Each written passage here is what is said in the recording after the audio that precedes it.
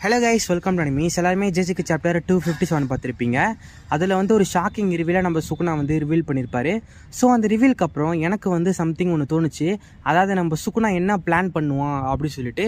Maybe நான் சொல்கிறது வந்து தப்பாக கூட இருக்கலாம். பட் நீங்கள் நான் சொல்கிறத வச்சு இது நடக்குமா நடக்காதா அப்படின்றத நீங்கள் கமெண்ட் செக்ஷனில் சொல்லுங்கள். ஃபர்ஸ்ட் என்னோட ஐடியா சொல்கிறதுக்கு முன்னாடி ஜேஜிக்கு சாப்டர் 257 என்ன நடந்துச்சு அப்படின்ட்டு ஒரு டைம் பார்த்துக்கலாம். அப்போ தான் வந்து நான் சொல்ல போகிறது லைட்டாக புரியும். ஓகேவா? உறவமே இருக்கால, அவள் வந்து யூஜியை பற்றி சுகுணா கிட்ட கேட்குறா. ஸோ சுகுணா என்ன சொல்கிறான் அப்படின்னா, அவன் வந்து கெஞ்சாக்கோட சைல்டு, பட் கெஞ்சாக்கோட எந்த பாடியிலேருந்து அவன் பிறந்தான்னு எனக்கு தெரியாது அப்படின்னு சுகுணா சொல்கிறான். ஸோ இதுலேருந்து என்ன தெரியுது அப்படின்னா, நம்ம யூஜி ஆக்சுவலி கெஞ்சாக்கோட சைல்டு.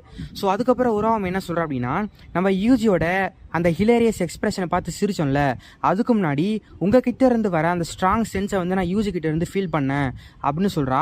தென் அதுக்கப்புறம் அவன் என்ன சொல்லுவா அப்படின்னா, அந்த யூஜி கிட்ட இருக்கிறது உங்களோட லெஃப்ட் ஓவர்ஸ் கிடையாது, அவன் வந்து ஒரு எம்டி வெசலா இருந்தாலுமே அவனுக்குள்ள உங்களோட எலமெண்ட்ஸ் இருக்கு அப்படின்னு உறவமை சொல்றா. ஸோ சிம்பிளா உறவமை என்ன சொல்றா அப்படின்னா, நம்ம மெகுமி பாடிக்கு முன்னாடி நம்ம சுகுணா வந்து யூஜி பாடியில் தானே இருப்பான். ஸோ அப்போ யூஜியோட பாடியை விட்டு சுகுணா வெளியே வந்த பிறகு சுகுணாவோட சில பவர்ஸ் வந்து யூஜிக்குள்ள இருக்கும். பட் அது மட்டும் நம்ம யூஜி இவ்வளோ ஸ்ட்ராங்காக இருக்கிறதுக்கு காரணம் இல்லை, அவனோட பவர்ஸ் வந்து கிட்டத்தட்ட உங்களுக்கு ஈக்குவலாக இருக்கு அப்படின்ற மாதிரி உறவாமை சொல்றா. அதுக்கு சுகுணா என்ன சொல்றான் அப்படின்னா, இதுக்கு எல்லாத்துக்குமே நம்ம கெஞ்சாக்கு தான் பிளேம் பண்ணணும், அவன் எந்த ஒரு ரீசனுமே இல்லாமல் ஒரு குழந்தையை பெற்றுக்க மாட்டான் அப்படின்ற மாதிரி நம்ம சுகுணா சொல்றாரு. அதுக்கப்புறம் சுகுணா என்ன சொல்றான் அப்படின்னா, இந்த கெஞ்சாக்கு யார் கூட கப்புள் ஆனானோ அந்த கப்புள் ஆக்சுவலி என்னோட ஃப்ராக்மெண்ட்டோட ரீஇன்கார்னேஷன் தான், எங்க ரெண்டு பேத்தோட சோலுமே சேம் தான். இதை கேட்ட உறவாமை வந்து என்னது உங்களோட ஃப்ராக்மெண்ட்டா அப்படின்ட்டு ஒரு கேள்வி கேட்கறா. அதுக்கு சுகுணா என்ன சொல்றான் அப்படின்னா, நான் வந்து ஒரு ட்வின்னா தான் பிறந்திருக்கணும், பட் எனக்கு அந்த மாதிரி ஒரு ஃபேட்டு பிடிக்கல.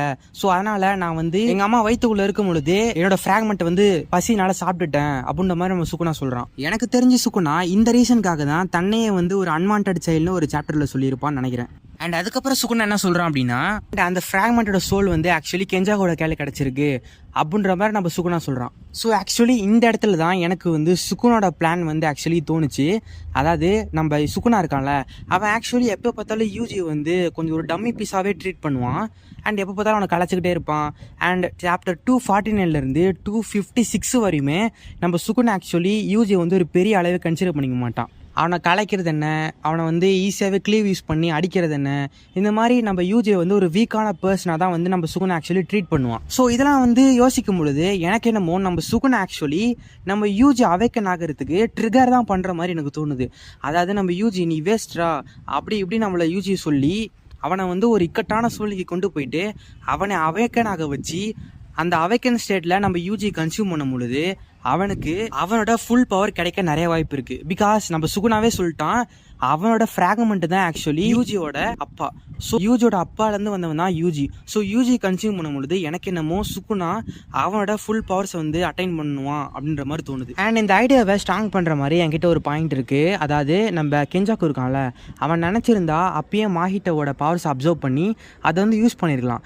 பட் அவன் அதை பண்ணலை. பிகாஸ் நம்ம மாஹிட்டோட பவர்ஸ் அப்சர்வ் பண்ணி யூஸ் பண்ணணும் அப்படின்னா நம்ம மாஹிட்டோ அவனோட சோலை வந்து அண்டர்ஸ்டாண்ட் பண்ணணும், அதுக்கு அவன் அவேக்கன் ஆகணும். ஸோ நம்ம மாஹிட்டோ அவேக்கன் ஆகிற வரை வெயிட் பண்ணிவிட்டு அதுக்கப்புறம் தான் கெஞ்சாக்கு ஆக்சுவலி மாஹிட்டோவை அப்சர்வ் பண்ணி அவனோட பவர்ஸ் யூஸ் பண்ணுவான்.